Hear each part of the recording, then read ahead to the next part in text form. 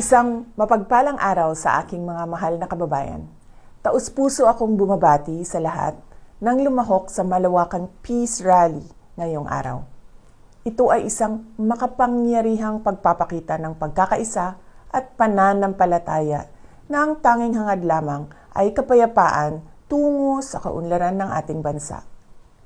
Nagpapasalamat ako sa ating mga kapatid sa Iglesia ni Cristo sa inyong patuloy na pagsisikap na maghatid ng pagkakaunawaan at pagkakaisa sa ating mga kababayan.